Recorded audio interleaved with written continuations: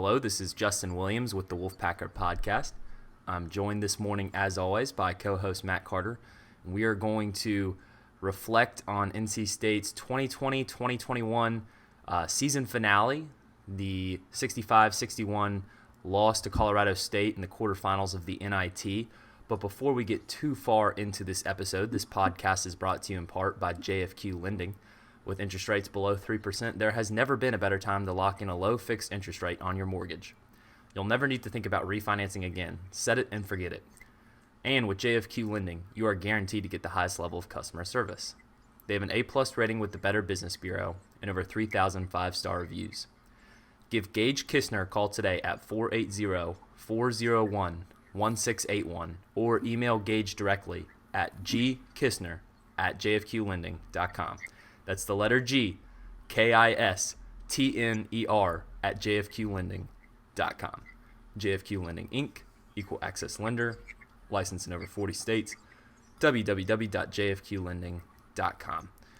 And please remember to subscribe, rate, and review this podcast wherever you listen to us. We're on Apple Podcast app, Spotify, Google Play, everywhere you listen to podcasts. Plus, you can always listen to us on thewolfpacker.com.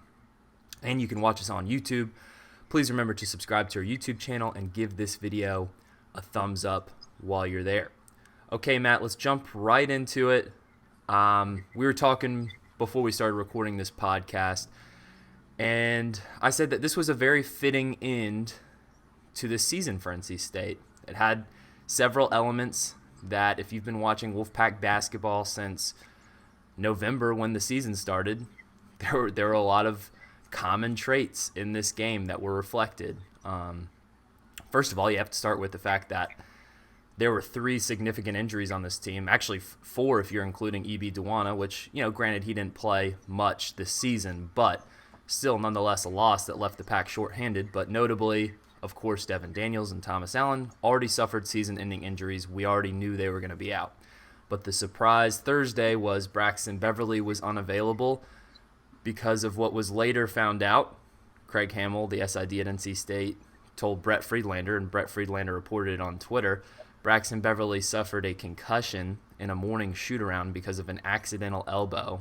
And if that is not the most fitting coincidence of what this year has been for the Wolfpack, this team has just faced so much adversity, not just because of COVID, but because of their constant injury issues in the month of January through the ending stretch of the season. You lose your star player, Devin Daniels, in late January when you seemingly have a get-right game and a win over Wake Forest to end the losing streak. He tears his ACL. Very unfortunate. You lose Thomas Allen, a guy that could have helped you last night as a perimeter shooter, and you lost Braxton Beverly, another guy that could have given you at least one upperclassman in the backcourt and would have provided a perimeter shooting threat, which really would have helped against this pack line defense that Colorado State played. But nonetheless, you had the injuries, and then you had the first half lead. And I don't think either team played particularly well in the first half. Colorado State just played worse. They were just colder from the three-point line. NC State should have been up by more at halftime, but frankly, they were fortunate to be up at halftime considering the way they played compared to, if they were playing a team that was on, they probably would have been down double digits.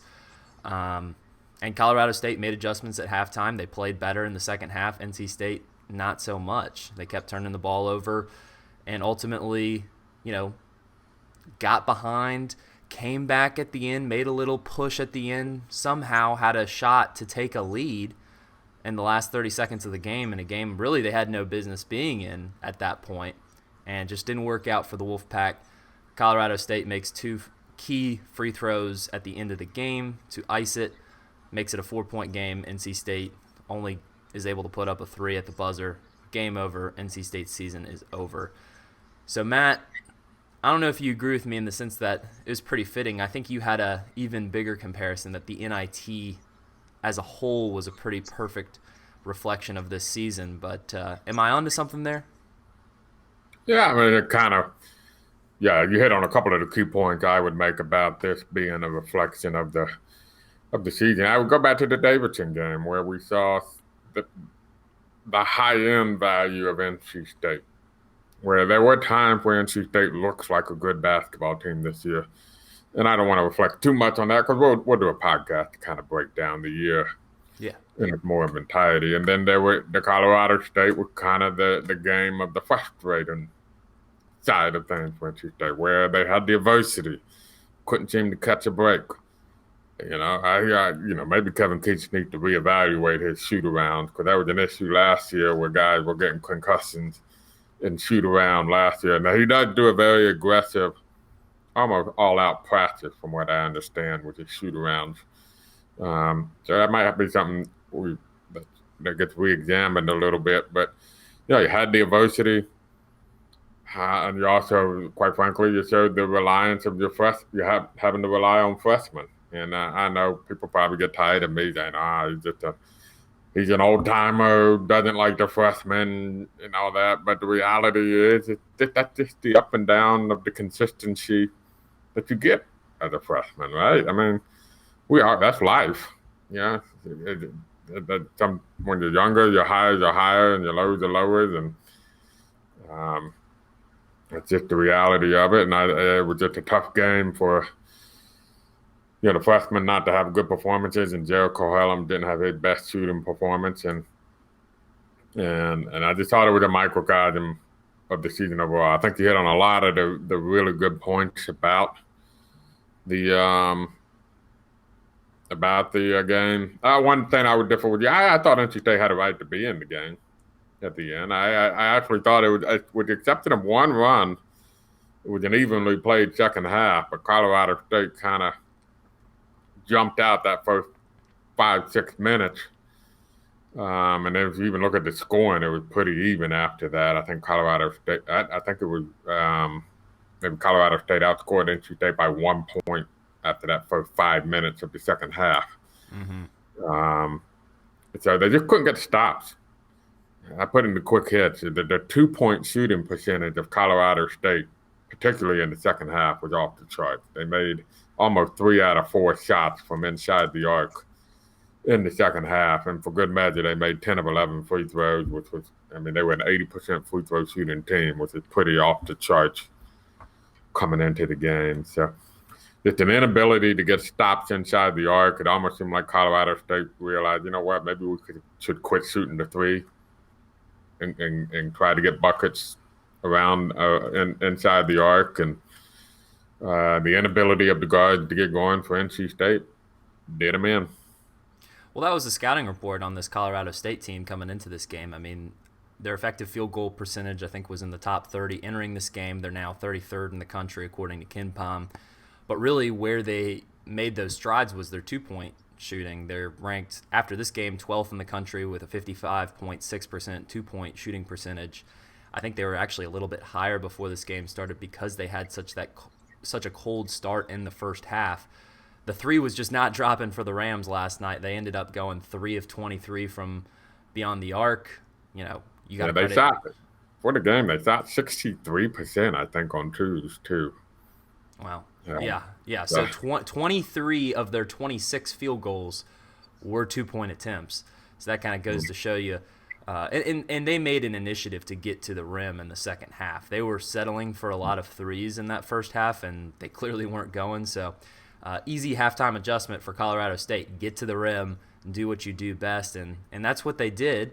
You got to credit NC State's defense a little bit for holding them to that percentage from beyond the arc, but of course, kind of similar to the Davidson game, they were also missing some good looks as well. So it goes both ways there. Granted, NC State did not shoot at a particularly high clip from three either. They finished the game 5 of 22 from three, 23%, a stark contrast to where they've been all season. They've actually been a pretty solid 3-point shooting team this year. They finished the year as the 71st best 3-point shooting team in the country at 35.8%. But again, significantly lower last night, finishing just 23% from beyond the arc. Let's jump into DJ Funderburk, who could potentially be his last game at NC State. There's no official decision. However, based on his emotional post-game press conference, the fact that he, basically said, I wouldn't have a different group of guys for me to play my last game.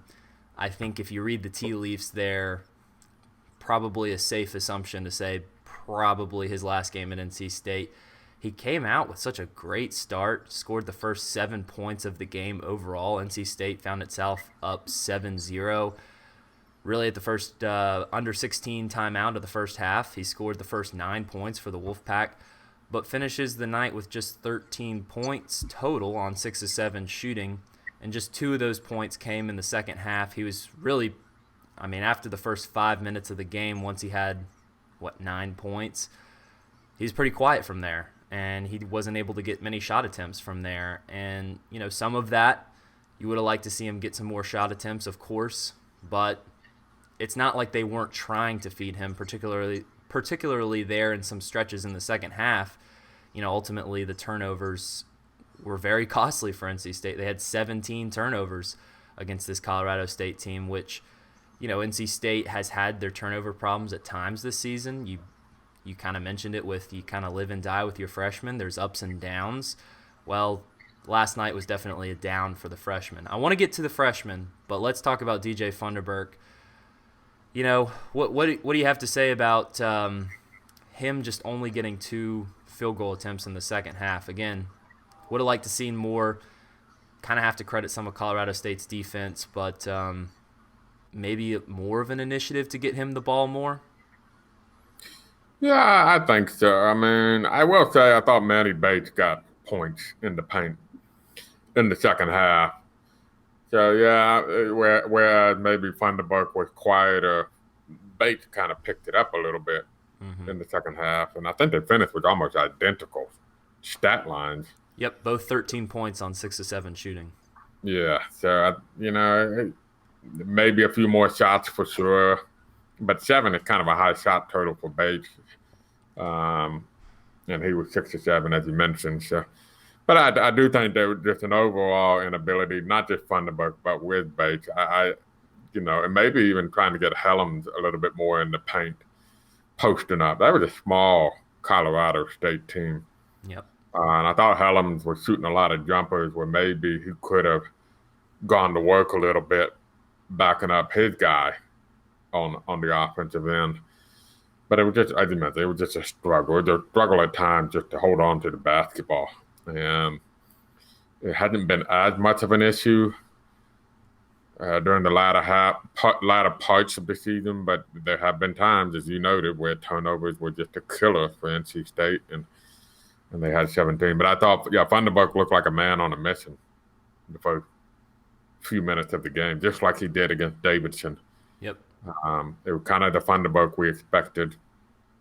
I think quietly Funderburk ended up having a really nice season for the Wolfpack. It is his last game, and we don't have. It may not be official, but we know, and he's moving on, and he's been in college for 5 years, and we'll wait the other guys and see what their decisions are. And I thought they really missed Braxton Beverly last night. They really missed him, and he had been playing pretty decent basketball the last 7 games. I put in the quick hits how he was averaging a little over 9 points per game. He had over 2-to-1 assist to turnover ratio. He was shooting 41% from 3-point range. Kind of like the Beverly we thought we would get this year. He could have been a calming influence on the court, maybe stretched the defense a little bit with the 3-point shot since the other guys wanted to hit him. So they missed him quite a bit last night. It would have been nice to have had at least see what Beverly could have done. Matt, I'm just trying to have some journalistic integrity here. Obviously we know that DJ Funderburk is 99%. Yeah, you're the man of integrity. I'm not. Okay. Well, fair enough. Look, I'm not trying to beat around the bush, if you will. It's most likely his last game, but there hasn't been an official announcement from any of the players yet. So we got to give them the respect that they deserve. Let them have their own announcements. I'm sure they will come out in the coming weeks, with their decisions after the team's back in Raleigh and Keats is able to talk to everybody individually like he typically does after the season. And yes, I 100% agree with you. Braxton Beverly was a huge absence for this team. Really a game that you could have seen him having a really strong performance against this Colorado State team. The thing with him, look, he's got the talent. He's got the skills to play in the ACC. The problem with him was always just the size and the physical disadvantages. But when you're matched up against a smaller lineup like Colorado State out of the Mountain West, those are the games that Braxton Beverly, eats it up, tears it up. You probably could have expected him to get going a little bit from three, and he probably would have helped the turnover situation in the backcourt, maybe taken off a little bit of the load on those freshmen, and who knows how they would have played with Braxton Beverly in the backcourt too. But a lot of what ifs, and again, very reflective of this season. I wrote a column about it after the ACC tournament loss. You can find it on the Wolfpacker.com. The what ifs of the 2020-2021 season.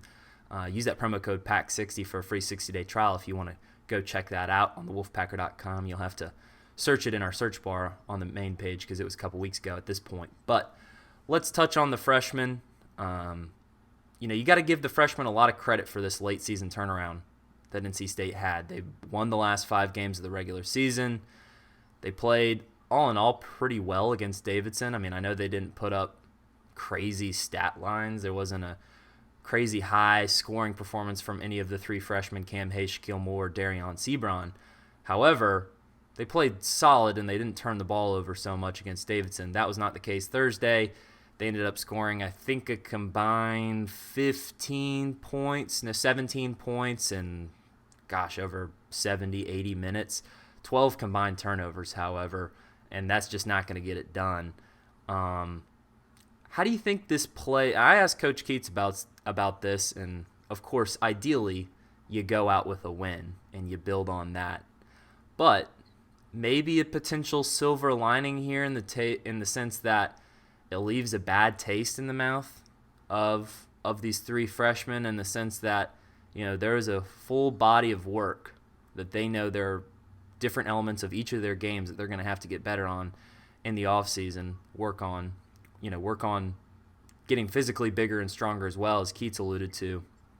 But, is it maybe a positive that they didn't have their best game going out, and maybe as a motivator, as a competitor, they put in that extra work? This is what they're going to be thinking about when they're ready to call it quits in the gym, and they think back to this game and say, maybe we'll put up a few more shots. Maybe we'll stick around for another 20, 30 minutes and see if we can keep working. You're the experienced guy here, Matt. Based on your experience from freshmen going out on this type of performance, what do you typically expect in the off seasons to come? I can't remember. Kind of. That's another thing. Typically 3 freshmen don't play as much as this. This might be the first time in several years that freshmen have played this many minutes for NC State.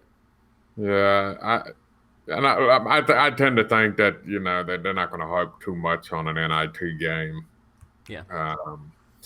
I think the bigger reflection will be just the season in general and the ups and downs, and knowing that they're capable.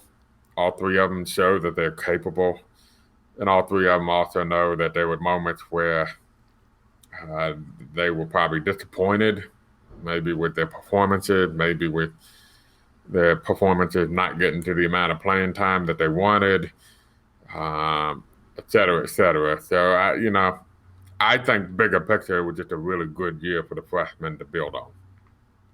And they had a taste of success, and they had some agony and adversity in there as well. And so ultimately, I think what the biggest motivator will be is just the struggles of January, not being in the NCAA tournament, being relegated to the NIT, not getting far in the NIT. That will be, I hope, the bigger motivator for them of, I don't want to experience that again. We're good. We can be good. We know we can be good. We showed in the ACC. We were the reason that we beat Virginia. Picking as the 3 freshmen. Those 3 freshmen balled out against an NCAA tournament team and beat Virginia, the ACC regular season champ, in their place. We dominated Notre Dame. There are so many instances they can point to where they won ACC games. Even the first win over UNC at home. Yep. That they can point to say, we know we're good enough. That we got to get better if we want to avoid the misery of not participating in the NCAA tournament and you know, being nine seed in the ACC tournament and not only winning one game in the NIT, I would hope that's the bigger motivator factor for them. But as Kevin Keith said, the best thing about freshmen, they become sophomores. And that's a coaching cliche, as old as it can be, but it's also as true as can be.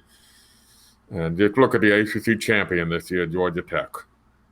I mean, man, they went through their lumps with guys like Jose Alvarado and Moses Wright and Michael DeVoe when they were freshmen. And 4 years later, they're cutting down the nets in Greensboro, ACC champion. And some people would claim it as a surprise, but I didn't, and I don't think you did. None of us that covered it thought it would not surprise them. So, No. they just happened to play the toughest ACC schedule this year, with kind of, given the unbalanced way things went with COVID, skewed their record and perhaps their perception a little bit. So, you know, which obviously you can't deny that, and it's a good reason to join the Wolfpacker, to get the idea of what's going on. And that we've seen it elsewhere in the ACC. We have a long thread on the state of basketball of all the transfers that are going crazy. So the next few weeks will tell a lot about what next season looks like. But if they all stick together and come back, there is a good foundation there. Yep, and I think the thing to come with the freshmen is just consistency, and that's not exclusive to these freshmen. It's freshmen across the country. Unless you're, a guy that had an opportunity to, go play in the G League and you pass that up, you go play a year of college. Other than those select few, you're expecting some inconsistency right off the bat, and you're frankly, you're probably not expecting them to play as many minutes as they did. So maybe this will play dividends in the future for the Wolfpack. The freshmen have shown, as you mentioned, they're high end. When they're on, they are good enough to be strong ACC guards, and the potential is there for all three of them to play their way into being elite ACC guards. All of them have that potential. It's just a matter of being consistent and having consistent outputs and not having nights like last night moving forward. But let's another shout out. Max Farthing, the walk-on, hits a three in the first half. That just showed you how short-handed this NC State team was. They didn't put Max Farthing out there just for the feel-good aspect of putting a walk-on in an NIT game. That was literally the next guard up on the depth chart, because you had Shaquille Moore in early foul trouble, you had Cam Hayes in foul trouble. Moore finishes with 4 fouls. Hayes ends up fouling out. Funderburk was in foul trouble as well. There was really 7 rotational pieces, and that includes Jalen Gibson, who hasn't played a lot of minutes this year, that they could use. And next man up, Max Farthing, he plays 6 minutes, he makes a 3. Good for him. But I think a full-strength Wolfpack team, I don't think they would have had many problems with this Colorado State team. I wasn't particularly impressed. I thought they were really well coached. As you mentioned before the podcast, you got to tip your cap to that coach for getting 20 wins out of that bunch. But nonetheless, the Rams were the better team for 40 minutes last night. They move on. NC State's season comes to an end. Let's move on to game balls, Matt. I think there's 2 obvious candidates here. You take one, I'll take the other. Well, yeah, I'll give it to Bates. I actually thought Bates is the flourish of Funderburk maybe overshadowed Manny Bates a little bit, but I thought Bates, particularly in the second half, was really strong. Had a couple block shots.